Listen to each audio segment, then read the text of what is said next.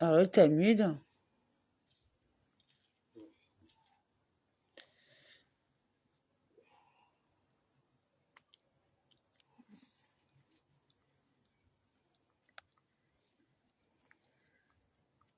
alors, le Mechila,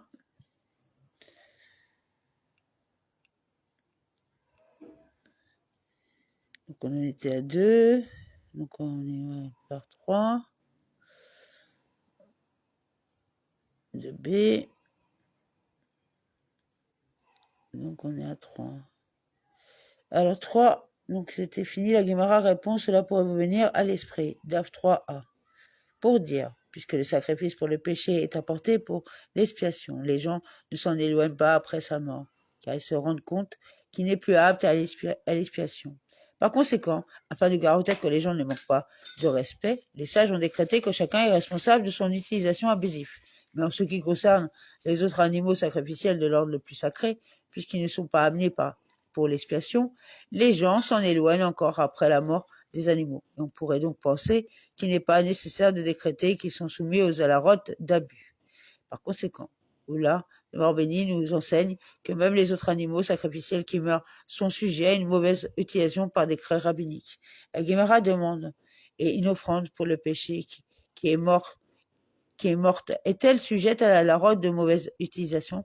Mais n'avons-nous pas appris dans une Beretta concernant les sacrifices pour le péché qu'on laisse mourir parce qu'ils ne sont plus propres à l'autel dont il est interdit de tirer profit, et de même l'argent dont il est interdit de tirer profit, qui vont à la mer morte pour être détruits. On ne peut pas en tirer un bénéfice initiaux, mais si l'on en a tiré bénéfice, on n'est pas responsable de leur mauvais usage? Il répond à cette question.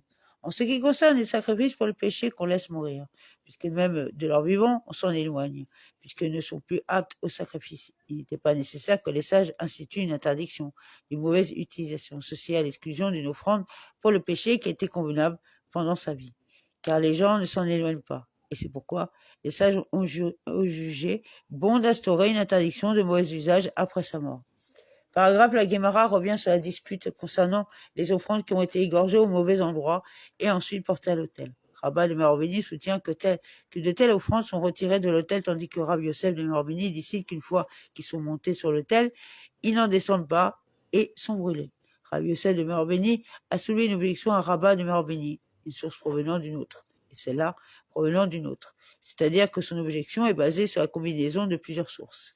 La Guémara précise la Mishnah de Zevarim 66b, qui traite des offrandes d'oiseaux qui ont été disqualifiés pour avoir soit la nuque pincée, soit le sang aspergé au mauvais endroit, enseigne que les offrandes mentionnées dans cette Mishnah ne rendent pas celui qui avale leur viande rituellement impur, dans la mesure où ses vêtements deviennent impurs lorsqu'ils sont dans la gorge. Bien que l'offrande soit disqualifiée, puisque la nuque a été pincée dans le cadre du rite, on n'est pas rendu impur en avalant une olive de sa viande, comme c'est le cas de la lara concernant une carcasse d'oiseau cachère. Et celui qui profite de ces offrandes est responsable d'en abuser. Il s'agit de la lara concernant toutes les offrandes d'oiseaux, à l'exception de l'offrande d'oiseaux pour le péché que l'on accomplit en dessous de la ligne rouge, selon la procédure d'une offrande d'oiseau pour le péché, et pour le bien d'une offrande pour le péché. Puisqu'elle a été sacrifiée correctement, sa viande est autorisée au prêtre et n'est plus soumise à la larote de mauvaise utilisation.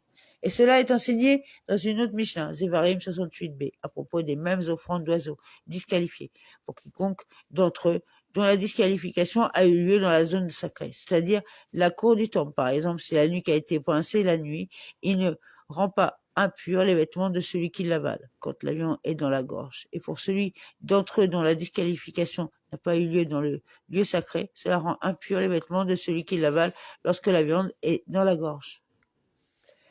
Et il est enseigné dans encore une autre Mishnah, Zevarim 84a, en ce qui concerne toute offrande dont la disqualification a eu lieu dans la zone sacrée rend l'offrande acceptable. Et si de telles offrandes montent sur l'autel, elles ne descendront pas. La première Mishnah établit que les oiseaux disqualifiés parce que leurs rites ont été accomplis au mauvais endroit sont soumis à la rote de mauvaise utilisation. La deuxième Mishnah enseigne que ces mêmes oiseaux sont considérés comme des objets dont la disqualification s'est produite dans la zone sacrée. La dernière Mishnah établit que si les objets dont la disqualification s'est produite dans la zone sacrée montent sur l'autel, ils n'en descendent pas. En citant toutes ces Mishnayot, Rabbi Yosef de Merorbini démontre qu'une offrande égorgée au mauvais endroit n'est pas retirée de l'autel. contrairement à l'avis de Rabat de Morbeni. La Guémara conclut. La réfutation de l'opinion de Rabat de Morbeni est en effet une réputation concluante. Paragraphe, la Guémara note. Et ce sujet sur lequel Rabat de Morbeni et Rav Yosef de Merolim ne sont pas d'accord est évident pour Rabbi Elazar de Morbeni, comme le dit Rabbi Elazar de Morbeni. Dans le cas d'un holocauste consacré pour être sacrifié sur un autel personnel pendant la période où il est autorisé à le faire, celui qu'on a amené à l'intérieur de la cour du temple. DAF 3b. Elle est admise par les cloisons de la cour pour toutes les affaires, et à partir de ce moment, il a le statut d'un holocauste sacrifié dans le temple à l'égard de toutes les alarotes. La Guémara continue. À cet égard, Rabbi Elazar de Morbeni demande, dans le cas d'un holocauste consacré pour être sacrifié sur un autel personnel, que l'on a apporté dans la cour du temple, et qui a été rendu impropre au sacrifice, par exemple, il est abattu dans le sud plutôt que sa place appropriée au nord. Si ses membres montaient sur l'autel pour être sacrifiés, quelle est la lara quant à savoir s'ils doivent descendre? Bien que l'animal ait été disqualifié en raison du changement de lieu, s'il avait été abattu dans le sud sur un autel personnel, il n'aurait pas été disqualifié. La Guémara conclut. Du fait que Rabbi Elazar de Morbeni a posé cette question uniquement à propos de ce seul cas, on peut conclure que dans l'autre cas, où l'Holocauste était consacré pour le sacrifice dans le temple, la halara des membres qui montaient au temple, l'autel, est une évidence pour lui. Soit il soutient que la halara est qu'ils ne sont pas sacrifiés, conformément à l'opinion de Rabat de Morbeni, qui soutient qu'ils sont sacrifiés conformément à l'opinion de Rabbi Yosef de Morbeni. La Guémara rejette cette déduction, car il est possible que Rabbi Elazar de Morbeni ait également été incertain à propos de ce cas, mais il soulève un dilemme comme conséquence de l'autre. En d'autres termes, Rabbi Elazar de Morbeni posait deux questions, l'une fondée sur l'autre, et la seconde question est valable indépendamment du fait qu'il soit conforme à l'opinion de Rabat de Morbeni ou de Rabbi Yosef de Morbeni. La Guémara précise, même si Rabbi Elazar de Morbeni soutient conformément à l'opinion de Rabat de Morbeni, que dans un cas régulier, les membres sont retirés de l'autel. On peut affirmer que Rabat de Morbeni dit que si les membres montent à l'autel, ils n'y descendront que là. C'est-à-dire, si l'Holocauste était consacré pour le sacrifice dans le temple, dans ce cas, le propriétaire consacrait l'offrande avec l'intention de le sacrifier dans la cloison de la cour, où se déroule régulièrement l'abattage au nord. Par conséquent, s'il est abattu dans le sud, cela rend l'offrande entièrement disqualifiante. Et donc même s'il montait sur l'autel, il devait en descendre, mais dans le cas où il a consacré l'offrande pour la sacrifier indûment sur un autel personnel, l'abattage au sud ne rend pas l'offrande entièrement disqualifiée, et donc si elle monte sur l'autel, elle ne descend pas. Ou peut-être que c'est le contraire, même selon l'opinion de Rabbi Yosef, qui a dit que si l'on monte sur l'autel, il ne descendra pas. Cette halara ne s'applique que dans le cas où le propriétaire a consacré l'offrande afin de le sacrifier à l'intérieur, la cloison de la cour, auquel cas elle était convenablement consacrée. Dans ce cas, l'offrande est admise par les cloisons de la cour, et donc même dans le cas où elle a été disqualifiée. Si elle est montée à l'autel, elle ne descend pas. Par contre, dans le cas où il a consacré pour le sacrifier indûment sur un autel personnel, l'offrande n'est pas due tout admise par les cloisons de la cour, ce qui signifie que même si elle monte sur l'autel, elle doit descendre. La Guémara conclut que le dilemme ne sera pas résolu técune. Paragraphe en ce qui concerne l'utilisation abusive d'offrandes rendues impropres. Rav Guidel de Morbeni dit que Rav a dit asperger le sang d'une offrande avec l'intention de la consommer après l'heure fixée pigoule. Dans le cas où il y avait une intention de pigoule pendant l'abattage également, ne retire pas la viande de l'offrande du statut de soumise à la rote d'usage abusif dans le cas d'offrande de l'ordre le plus sacré. La raison en est que sa viande est toujours placée parmi les objets sacrés du Seigneur, Lévitique 5.15, puisqu'il n'y avait pas d'aspersion appropriée permettant aux prêtres de participer à l'offrande, car il s'agit de pigoule. De même, cette aspersion n'amène pas les portions sacrificielles des offrandes de moindre sainteté au statut d'assujetti à la rote d'usage abusif, car seule une aspersion valide confère ce statut. La Guémara raconte qu'Abéis de Morbeni s'est assis à raconter cette halara. Ce que Rav Guidel de Morbeni a dit, ce que Rav a dit. Rav Papa de Morbeni a soulevé une objection à Abéis de Morbeni à partir du Mishnah Menarot 78b. À propos de celui qui a égorgé l'offrande de remerciement à sa place à l'intérieur de la cour du temple. Et à ce moment-là, les 40 pains qui l'accompagnaient étaient à l'intérieur du mur où il était interdit de manger les pains. Les pains ne sont pas sanctifiés par cet abattage. De même, s'il égorge l'offrande de remerciement avant que les surfaces de pain ne forment une croûte dans le four, et c'est la lara, même si la surface de tous les pains forme une croûte sauf sur l'un d'eux. Les pains ne sont pas sanctifiés, même si ceux qui avaient déjà formé une croûte, si le prêtre a abattu l'offrande de remerciement avec l'intention d'en prendre part, ou de brûler les portions consommées sur l'autel au-delà de l'heure désignée, ou qu'elle a ainsi été rendue pigoule, ou en dehors de la zone désignée a été disqualifiée, les pains sont sanctifiés et sont soumis aux alarotes de l'abus. C'est probablement ce cas même s'il a été également aspergé le sang avec l'intention de pigoule, car la Mishnah ne fait pas de différence à cet égard. La Guémara explique l'objection. De toute évidence, asperger le sang d'offrande de moindre sainteté dans l'intention de pigoule soumet les offrandes de moindre sainteté à la rote d'abus. Cela contredit apparemment l'opinion selon laquelle l'abbaye de Morbény a déclaré que Rav Guidel de Morbény a dit que Rav a dit.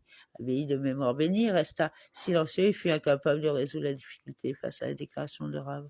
Quand l'abbaye de Morbény se présenta devant Rabbi Abba de Morbény, il lui rapporta les commentaires de Rav Papa de Morbény, de Rabbi Abba de Morbény dit à Abbaye de Morbény. Cela ne pose pas de problème car Rav Guidel de Morbény a dit que l'intention du pigoule pendant l'aspersion ne soumet pas les offrandes de moins de sainteté à la rote d'abus, puisque l'offrande est rendue en pigoule à part entière et est disqualifiée. Elle ne peut pas être soumise à la rote d'abus. En revanche, la Mishnah de Menarot fait spécifiquement référence à l'intention du pigoule lors de l'abattage alors qu'une telle intention n'existait pas lors de l'aspersion. Dans un tel cas, l'aspersion a été effectuée avec une intention appropriée et soumet donc l'offrande à la rote de mauvaise utilisation. Ravashi de Morbény dit à Rava de Morbény à propos de cette explication de la déclaration de Rav Guidel de Morbény. Mais Oula de Morbény ne dit pas.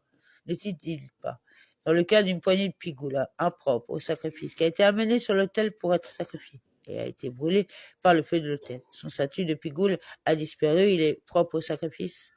Et puisque les retraits de la poignée, dans le cas de l'offrande de repas, équivaut à l'abattage des offrandes d'animaux, c'est-à-dire que c'est le rite équivalent, et dans ce cas, l'attention inappropriée lors de retrait de la poignée a rendu l'offrande de repas pigoule.